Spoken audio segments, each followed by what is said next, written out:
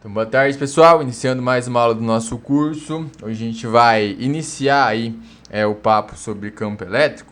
Só que antes disso, né, como estava catalogado lá, a gente vai ter um papo sobre força elétrica, só que aplicada para problemas um pouquinho mais específicos, né? Porque daí a gente já sabe como funciona a força. Então, para cada parzinho de cargas, né, existe uma força entre elas. Beleza. Só que não precisa ser só um parzinho, pode ter 3, pode ter 4, pode ter um monte, né? Pode ser uma placa, enfim. Então aí a gente vai aplicar a força elétrica. Força elétrica.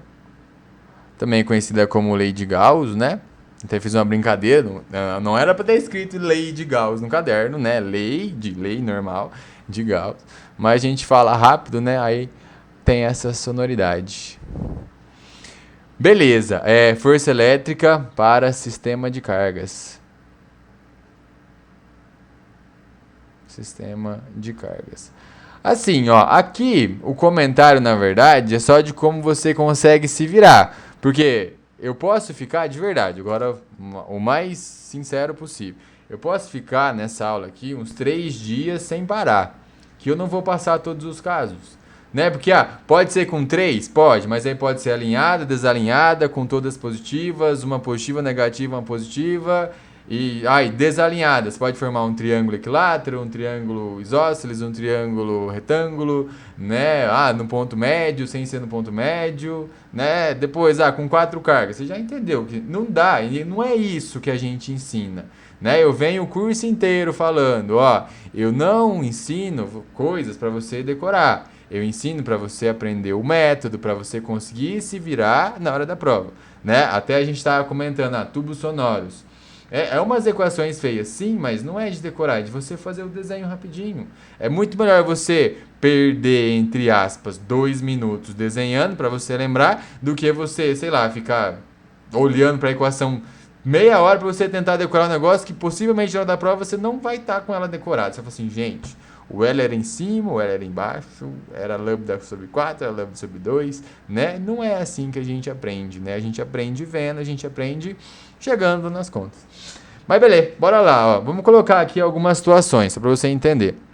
Então assim, vou pegar aqui uma carguinha, vou colocar minúsculo que nem a gente se acostumou. Então aqui tem uma carguinha Q1, aqui tem uma carguinha Q2, e aqui tem uma carguinha que eu vou chamar de Q3. Você viu que eu desenhei de qualquer jeito? Formou um triângulo de qualquer jeito. Professor, cadê o triângulo? Calma, criatura. Calma. Beleza. Aí assim, quando a gente vai falar em força, eu vou ter que perguntar, calcula na força 1, calcula na força 2, calcula na força 3, né? Em uma das 3 carguinhas. Vamos colocar, qual que ficou mais bonitinha? A 3. Vamos calcular na 3. Não gosto muito de verde, né? Mas vamos lá. Q3. Beleza. Como que a gente faz, né? Eu vou ter que te dar sinais para que você faça o cálculo. Professor, pera lá, tem uma pergunta, então faz. Geralmente nos exercícios ele coloca um tal de carga de prova lá, né? Sim. Quando ele coloca uma carga de prova, para você ver se vai ter força ou não, né? Se vai ter esse movimento ou não. Mas quando a carga é de prova, você quer saber se tem força, né? Esse é um ponto. E você quer saber o valor dela. Então, quando é carga de prova, você coloca qualquer sinal. Ele deu aqui positivo, ele deu aqui negativo. E colocou um Qzinho. Escolhe o sinal. Porque independentemente do sinal que você coloque, o cálculo, a resposta em número vai ser a mesma. O que vai mudar é a direção e o sentido. Então, quando ele coloca a carga de prova, ele não te pergunta o desenho, ele te pergunta o número. Agora, quando ele te dá os sinais todos, aí ele pode falar assim, então a força é vertical para cima, a força horizontal para não sei aonde, né? Então, funciona dessa forma, beleza? Mas eu vou colocar um Q3 com um sinalzinho. Mais ou menos. Vai, 50% de chance, mais. Pronto, então, como que a gente faz o desenho, né? E bem importante, porque eu coloquei aqui pontos, né? Poderiam ser esferas, não interessa. Você faz, do centro da primeira até o centro da terceira. Eu tô fazendo na 3, então a gente vai desenhar na 3. Se ele tivesse perguntado na 2, você ia desenhar na 2, né? Bem óbvio isso, mas enfim. Agora da 2 até a 3, dos dois centros. Pronto. Como que chama esse pontilhado que a gente acabou de fazer? Linha do quê? De ação do quê? Da força, né? Linha de ação da força. Beleza, aí agora você vai analisar, gente, pelo amor de Deus. O que eu falo, assim, coisas que eu já vivenciei, coisas que eu já vi, né? Quem teve aula presencial comigo sabe que eu ando na sala, que eu olho o caderno, né? Eu já vi assim, olha só, ó. A pessoa calculando a força normal e a força normal dando 30. Aí a pessoa calcula, né? Tá ali no embalo, aí vem e faz isso aqui, ó. Aí você faz o que com a pessoa? Você tem que mandar pra fora? Fala, seu filho, pelo amor de Deus, né? Tem nada a ver o Guca Carça, então tira isso aqui. Só que eu também já vi, assim, tem 3 cargas, né? Então beleza, professor, eu aprendi, ó. Força é igual a K, Q1, Q2, Q3, dividido pela distância ao quadrado. Aí a primeira pergunta que eu fiz é, que distância você vai usar? Aí ele, não sei, né? Fala aí, professor. Pelo amor de Deus. Você não vai mudar uma equação física, né? Por quê? Porque não faz sentido. Você está mudando unidade, né? Você está mudando completamente tudo. Então, não é assim que funcionam as coisas. Você aprendeu força para 2 cargas, para um parzinho. Então, continua aplicando para 2. Então, eu não quero na carga 3, eu quero na carga 3. Então, você vai nela e você monta parezinhos para ela. Ó, não existe um parzinho 3 e 1? Sim, então existe uma força entre elas. Não existe um parzinho 3 e 2? Sim, então existe uma força entre elas. Não existe um parzinho 2 e 1? Sim, então também tem uma força entre elas. Mas como eu não perguntei nem na 1 nem na 2, eu não vou desenhar essa entre 1 e 2, né? Vou desenhar só as que fazem parte da terceira. Vamos lá, ó. Entre 1 e 3, tem força? Tem, olha só para as duas, ó, 1 e 3. Não é mais e mais? Se é mais e mais, é porque é mesmo sinal. Se é mesmo sinal, a força é de repulsão. Então, você vem aqui, ó, na carga 3 e você desenha uma força de repulsão. Porque, ó, você não fez a linha de ação? Sim. Se apontar para as cargas, é atrativa, né? Se apontar fora das cargas, é repulsiva. Pronto, a primeira está desenhada, né? Professor, mas tem uma aqui também. Tem, criatura. Só que você está desenhando na 3, né? Se você quisesse na 1, aí você ia desenhar essa aqui na 1. Muito bem, e 2 e 3, tem também? Tem, né? Só que, ó, olha para essas duas agora.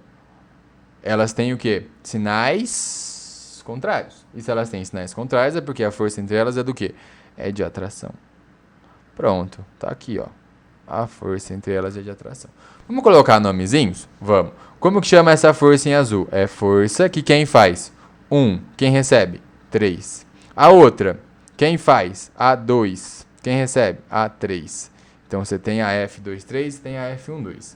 Acabou, né? A gente já falou sobre isso. Você está vendo que a matéria, né, ela é acumulativa. Não existe aquilo de física 1, física 2, física 3, física A, física B, física C, física não sei o que. É física, né? Então, o que eu vou ter que fazer para calcular para onde essa carguinha vai, né? Com quanto de força? Você tem 2 vetores. Você vai brincar com vetores agora. Então, de início, ó, eu vou ter que te dar um ângulo entre eles, né? Sei lá, vou chamar ângulo de... Vamos ver se eu lê minha mente. Que letra que eu vou colocar aqui? Tenta aí. Alfa. Parabéns quem acertou. Beleza, colocou o ângulozinho? Colocou. Agora você vai fazer o quê? Você vai usar o método que a gente aprendeu, né? Como que a gente faz? Tem a mesma origem, vetores com a mesma origem. Você usa a regra do paralelograma, né? Como que funciona? Vetor em azul, você vai lá no final do outro, desenha uma reta que seja paralela a ele, ó. Paralela ao primeiro, no final do segundo. Assim como, vetor em vermelho, lá no final do outro, ó. Paralelo ao segundo, no final do primeiro. Aonde as retas se encontram, você vai lá naquele ponto e você marca ele. Agora pronto, ó. A sua força resultante, a sua FR se encontra aqui. Vou colocar a setinha em cima aqui, tá? Não precisava porque eu já desenhei o vetor, mas para ficar bonitinho. Certo? Beleza? Só lembrando que é um alfa aqui, né? Eu pintei o alfa, coitado do alfa. Mas o alfa ficou atrás. Tem um alfa aí, tá, gente? Não é um 2, não, é um alfa. Como que a gente faz o cálculo? Ó, a força resultante, ela é a soma da F13 com a F23. Professor, se fosse 4 cargas, teria mais uma força ali, né? Então você vai desenhando, o desenho vai te mostrando como que você sai. Beleza. Só que daí, ó, no caso geral, no caso genérico, para 2 forças, ó, para 2 forças. Como que você faz o cálculo? Você faz lei dos cossenos, né? Então, a força resultante ao quadrado, ela é a primeira força, que é a F13 ao quadrado, mais a segunda força, é 13, né? Eu coloquei o 3 lá em cima, tanto número. Aí aqui embaixo, ó, F23 ao quadrado. Lembra que na física, né, é o prolongamento do paralelograma, né? Não é a lei dos cossenos aplicada à matemática que calcula ali aquela... o outro lado, né? Então você usa mais 2 vezes F13 vezes F23, aí vezes o cosseno do ângulo entre os vetores, vezes o cosseno. No caso, a gente chamou de alfa, né? Cosseno de alfa. Professor, se for 90 graus, o que acontece? Se for 90 graus, o cosseno dá zero. Se o cosseno dá zero, esse termo aqui inteiro dá zero. Se esse termo aqui inteiro dá zero, sabe o quê? Pitágoras, né? Professor, e se for assim, mesma direção e mesmo sentido? Dá na mesma, né? Você pode usar a lei dos cossenos? Pode, só que daí, quando você usa isso aqui, vai dar cosseno de zero. Cosseno de zero vale 1. Certo ou não?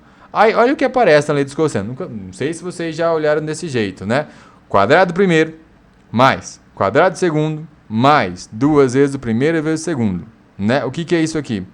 Um produto notável, né? E qual produto notável? A soma elevada ao quadrado, né? Aí como você vai ter o F13 mais o F23 elevado ao quadrado igual a força resultante ao quadrado, os quadrados cancelam, né? Então é o que você aprendeu desde lá da primeira aula do primeiro ano, que é 2 vetores com a mesma direção, mesmo sentido, você soma, né? Então não precisa aplicar a lei dos cossenos, mas se você for teimoso, né? Se você tem um tempo sobrando na hora da prova, vai lá. À vontade.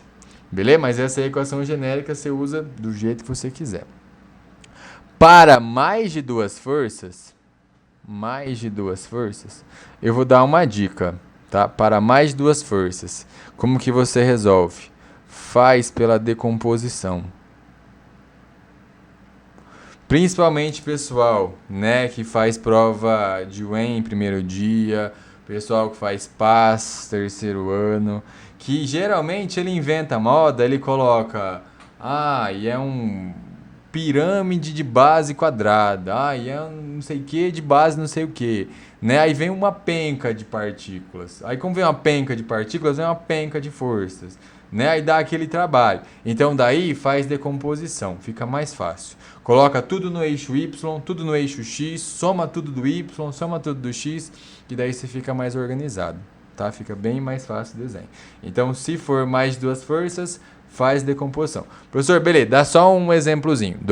Imagina que você tem assim, então, ó. Você tem essa força, você tem, sei lá, essa força que está aqui, ó.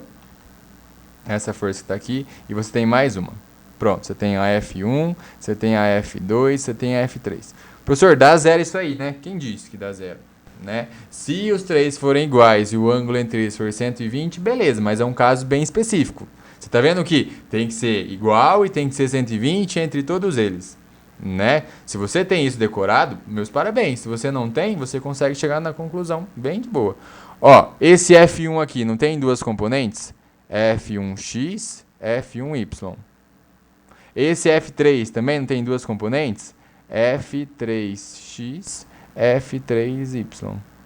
Acabou. Agora você esquece que eles inclinados, ó, trabalha só com os vetorizinhos bonitinhos. Você tem esses dois para cima, então você soma. Só que tem para cima também tem para baixo, você subtrai. Se acontecer dos para cima forem igual para baixo, aí deu zero, pronto. Você chegou na conclusão, você não decorou nada, né? Aí você tem um para a direita e um para a esquerda. Pode ser zero? Pode, claro que pode, mas precisa ser zero? Não, você calculou, né? Então pode dar 2 para a direita, pode dar 1 milhão para a esquerda, enfim, né? Então faz decomposição, se for mais de 2 forças, facilita a vida bastante. Beleza? Aí, gente, ó, deixa eu só colocar assim, eu não precisava colocar, né, não precisava mesmo, mas, seguinte, a força elétrica, ela é K, Q1, Q2, dividido pela distância elevada ao quadrado, né? Aí aqui, de maneira genérica, então se fosse entre 1 e 2, está montada. Se for entre 2 e 3, Q2 e Q3. Se for entre, sei lá, a Q5 e a Q8, é Q5 e Q8, né? As cargas que você está analisando, certo? Beleza? E a distância entre elas, né? Isso é meio que óbvio, mas enfim. Professor, eu já vi essa equação e os caras colocam módulo nela. Sim, os caras colocam módulo nela para o aluno lembrar só, mas enfim, né? Porque assim, ó, a força, assim como o campo, são grandezas vetoriais. Um vetor você desenha. Se você desenha, você não vai colocar sinal daqui 1 nem sinal daqui 2. Você está colocando, ó, a força aqui é de repulsão, então ela aponta para cá. Né? O sinal de menos de um vetor só vai indicar se ele mudou o sentido, né? Mas é se você fez uma alteração nele daí. Então, você não usa sinal para calcular nem força, nem campo, ou para calcular a grandeza vetorial de maneira geral. Tá? Então, geralmente o pessoal coloca aqui as barrinhas, ó, só para você lembrar que não usa sinal. Mas por que não usa sinal? Porque você está desenhando, tá? Você desenha a força, então você não coloca sinal ali na carga. Isso vale para força, isso vale para campo. Não vale para energia, porque energia não é vetor, né? Mas tá aí. Se você quiser colocar lá depois, mas coloca observação. Por que não coloca o sinal, né? Porque você faz o desenho. Fechou? Beleza? E eu vou deixar aqui também, ó, não precisava, né? Mas se aparecer uma palavrinha dessa daqui, ó, equilíbrio, o que você sabe? Que a força resultante tem que ser 0. Né? Então, no caso ali, se for a decomposição, força para cima igual a força para baixo, força para a direita igual a força para a esquerda, né? E lembra que equilíbrio abrem as possibilidades de pode ser uma carga em repouso, só que pode ser uma carga em MRU. Beleza? Tranquilo? Beleza. Tá aí. Bora. Aí, de novo, né? O gráfico eu vou montar no campo elétrico, tá? E no campo elétrico eu comento sobre.